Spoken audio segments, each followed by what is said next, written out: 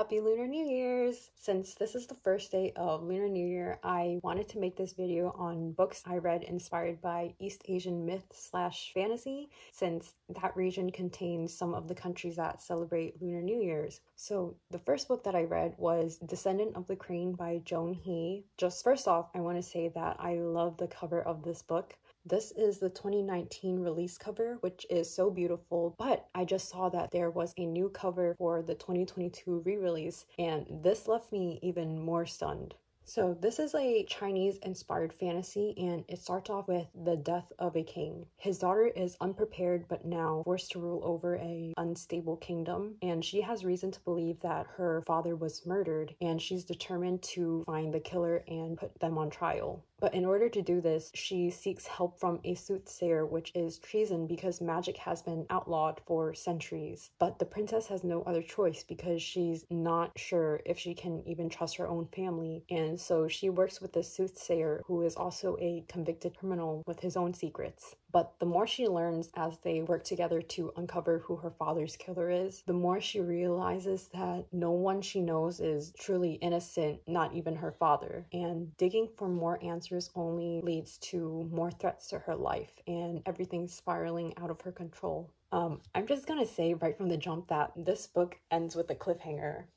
I was actually pretty invested, so when I got to the end, I kind of lost my mind. But then when I saw that there was no sequel, I lost it even more. Like, I'm pretty sure the ending is why I knocked it down to 4 stars. But this book was a roller coaster from beginning to end, and it made me feel so many things. Like, the pacing of the book was pretty fast, but it never felt rushed, and it just made it easy for me to get invested. But while I enjoyed the journey, some minor things that I had noted was that I wish the romance was cultivated a bit more.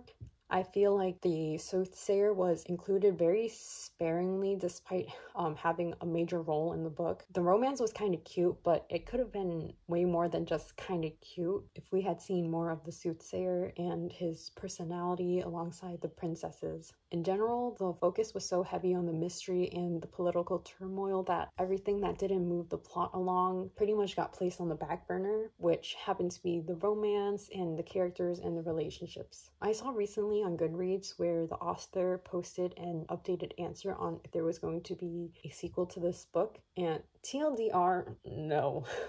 But the long answer is that she initially wanted there to be 2 companion novels to this one, so kind of like standalone books that take place in the same world but have an overarching theme, and you would have been able to see more of what happened after the end of this book through those 2 companion books. However, this book ran into some legal issues which has now been resolved, and so because of that and other personal issues, she said it's highly unlikely she'll ever write those companion novels. But if anyone else happens to be interested and wants to know her answers in more detail, I'm going to leave the link in the description box. But I'm really sad because I totally would have tuned in for those companion books. So the next book that I read was 6 Crimson Cranes by Elizabeth Lim, and as far as I know, Elizabeth Lim didn't write this book with a specific time period in mind, but the setting was inspired by ancient China and Japan sometime during the beginning of the Silk Road. She also drew a lot of inspiration from many different fairy tales and myths, but the main one would have to be The Wild Swan, which is a fairy tale by Hans Christian Andersen, which is about a princess who saved her 11 brothers from a spell casted by an evil queen. I know it's not Asian, but the other stories she used were, such as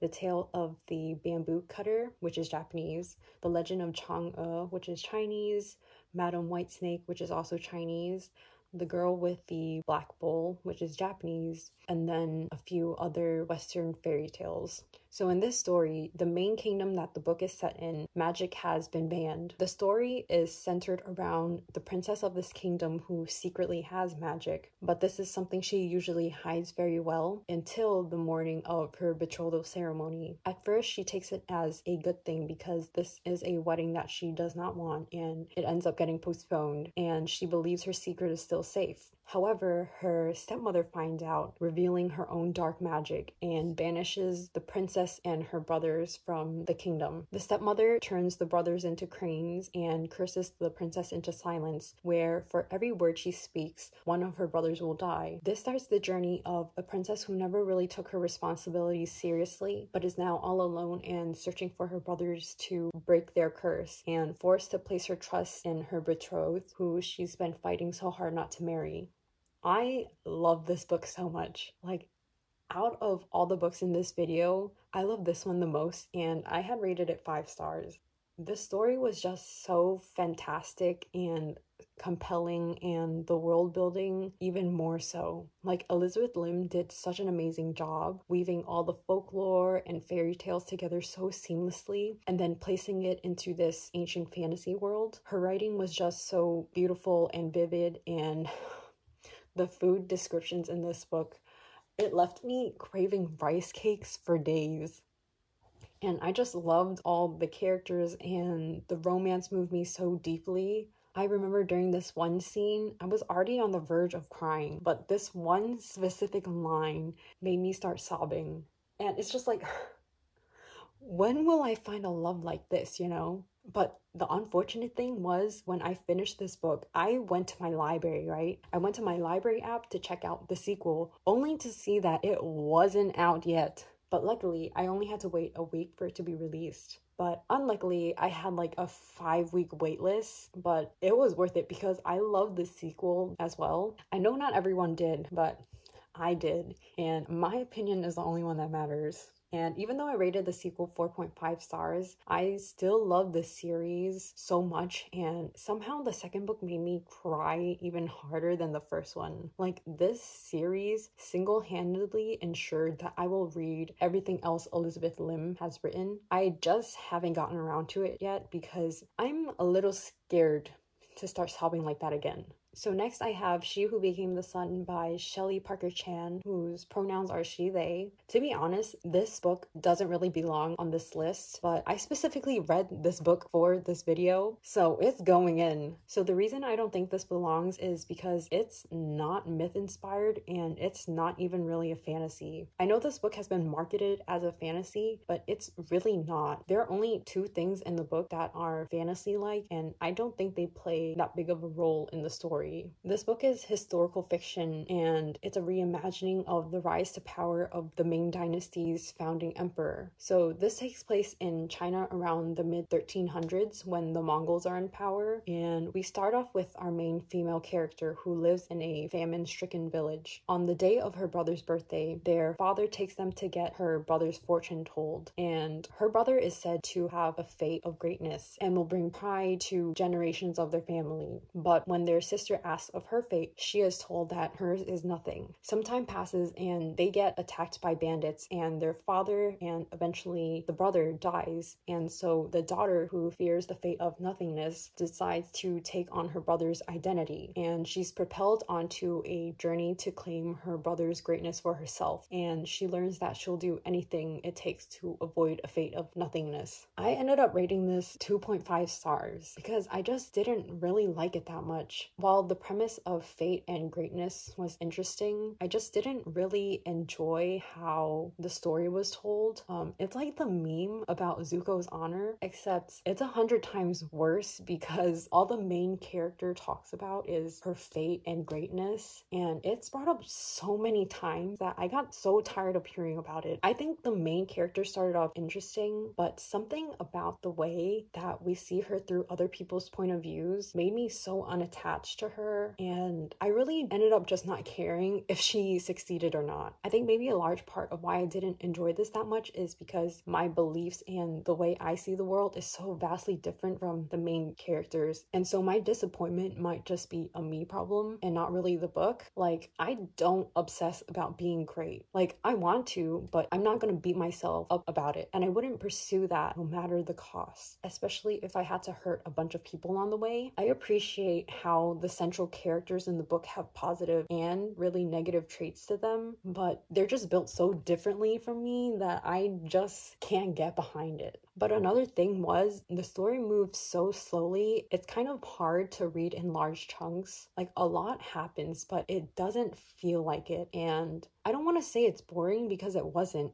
but it was hard not to zone out. There are also times where parts of a scene happen off screen. I don't know if this is just a writing style or what, but it was confusing because instead of reading what happens, I have to infer for myself because the author likes to describe emotions first and events second. So I just feel like this book was more frustrating to read than it had to be. I don't know. I just ended up not liking it as much as all the people that I've seen did.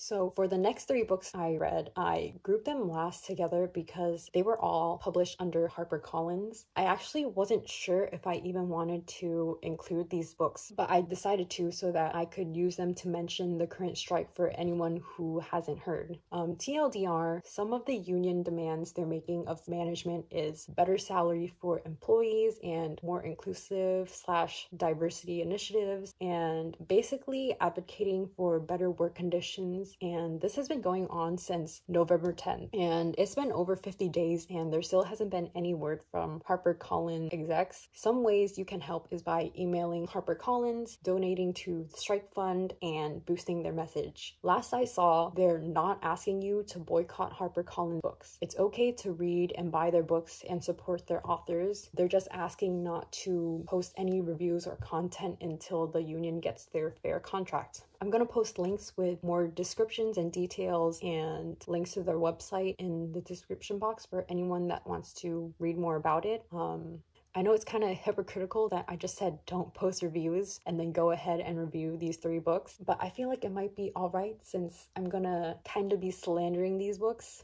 No offense to the authors. First, I have Jade Fire Gold by June C.L. Tan. This is a YA fantasy novel inspired by Chinese mythology and is a homage to Xianxia stories. It's set in an empire on the brink of war and is centered around two characters who essentially contrast each other. The first one is a character named An, who is no one. She has no past and no family, and the other is named Altan, an exiled prince who had his future stolen from him. Altan sees in An someone who can help him reclaim his throne, and An sees a way she can unlock her past and understand the powers that she possesses. They're reluctant allies, both haunted by their past and forced to trust each other. It's also a story about legacy, overcoming trauma, and learning how to forgive. Before I read this book, I had saved it because it was compared to Avatar: The Last Airbender, but specifically Zuko and Katara. And if you know me, I'm the biggest Zuko Katara shipper around. If you disagree with this ship, I don't want to hear it. Now, does this book have Atla elements? Yeah, but would I go so far as to compare it to Atla? No. I enjoyed reading this book. I gave it 4 stars. The descriptions were so vivid and beautiful, and the main cast of characters are incredibly likable. Story-wise, the pacing was set up very well. It contained a lot of time jumps, but it worked well with the setup and page length. But character-wise, I feel like this setup stunted the growth you get to see between characters. I think you noticed this especially with Altan and An's relationship because they have the chemistry and the tension, and they're very endearing dumb, and you get glimpses of how they slowly start to care for each other, but a lot of that takes place in between those time jumps, and I really wish I had gotten to see more of the relationship instead. I enjoyed what I got to read, but I know it had the potential to make me love it so much more. I just feel like this had the potential to be an epic novel. There were so many areas where it had the potential to be even better, and it could have easily been done with a much longer length. Like I said earlier, this book is a homage to Xianxia stories, but I think making it only around 400 pages does it a huge disservice because it truly could have been extraordinary. Like, I cannot emphasize how much more epic this book could have been. It had the potential to be so much more rich and captivating if only it had more pages available. Like, I rarely read big books, and I don't really like picking up big books, but I easily could have done so for this. Next, I read The Girl Who Fell Beneath the Sea by Axie. This is a retelling of the Korean folktale, the tale of Shimchong. It's set in a country that regularly gets deadly storms, flooding villages and causing death and despair. The people believe it's due to the sea god cursing them, and in order to appease him, every year they sacrifice the most beautiful girl in the village to be his bride. The story starts off immediately at the scene of a sacrifice. The girl who is to be sacrificed that year is the lover of the main character's brother. So in order to protect her brother, she takes the girl's place and sacrifices herself instead. The only positive thing I can say about this book is that it was kind of entertaining. So just on entertainment value alone, I gave it 3 stars. But whenever I think back on this book, I don't have any good feelings towards it. The plot drags and meanders, and it just felt incredibly disorganized. The characters were flat, and there wasn't enough development for me to grow attached to any of them. And this includes all the platonic and romantic relationships. The prose itself was pretty and flowery, but it also felt juvenile and repetitive. It's very much like the quote about Monet from Clueless: "From far away it's okay, but up close it's a big old mess." I just think the book was too ambitious, and maybe with a different editor it could have been cleaned up a lot better. Lastly, I read Daughter of the Moon Goddess by Lynn, and I'm just gonna say now that this book was also a disappointment, and I gave it 2 stars. It's a fantasy novel inspired by the legend of Chang'e, and in this retelling, Chang'e was exiled to the moon as punishment for stealing the elixir of immortality, where she secretly has a daughter. The story is centered around this daughter who is unaware that she has been raised in secret and with her powers suppressed. However, one day her magic flares, and this endangers her of being discovered, so she's forced to flee her home and leave her mother for the kingdoms below, where she now starts her journey to set her mother free. I was so ready to love this book because I had only seen good things about it, but it absolutely did not live up to the hype. Like, I was already kind of upset over The Girl Who Fell Beneath the Sea, so when I hated this too, it was just too much disappointment. Like, I had been so sure I was going to like this book that I had purposely waited until right before the sequel was going to be released to read this book so that I could finish this and then immediately start the second book. But I was just so disappointed that I just returned the sequel to the library and